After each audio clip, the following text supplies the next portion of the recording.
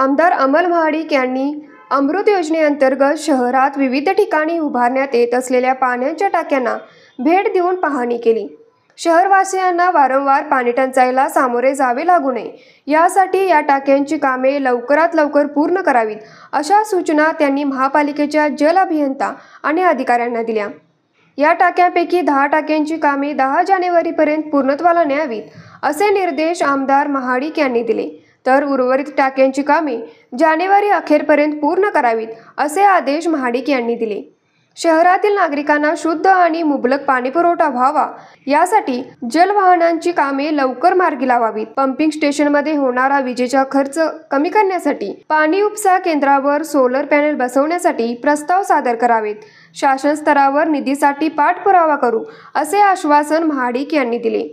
शिंगणापूर पाणी योजना अव्याहतपणे सुरू ठेवण्यासाठी आणि बळकटी करण्यासाठी महापालिकेने प्रस्ताव तयार करावा।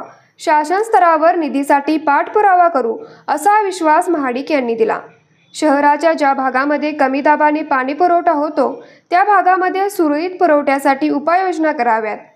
पाईपलाईनची दुरुस्ती करण्यासाठी आवश्यक यंत्रसामग्री आणि पाणी पुरवठा विभागासाठी आवश्यक मनुष्यबळ मिळण्यासाठी शासन स्तरावर पाठपुरावा करण्याची ग्वाही आमदार महाडिक यांनी दिली। अमृत योजनेअंतर्गत शहरात सुरू असलेल्या ड्रेनेज पाईपलाईनच्या कामाची पाहणीही आमदार महाडिक यांनी पंचगंगा प्रदूषणाला आळा करण्यासाठी शहरातील ड्रेनेज व्यवस्था सक्षम करावी आणि सांडपाणी प्रक्रिया केंद्रावर अत्याधुनिक तंत्रज्ञानाचा अवलंब करावा अशा सूचना आमदार महाडिक यांनी दिल्या।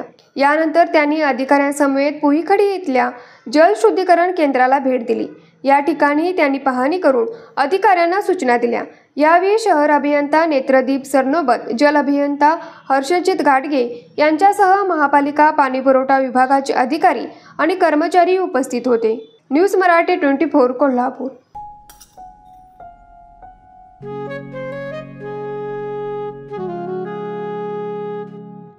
बाबा, आज येताना बासुंदी घेऊन या ना। अगं, कालच आपण आईचा वाढदिवस होता म्हणून आणली होती ना।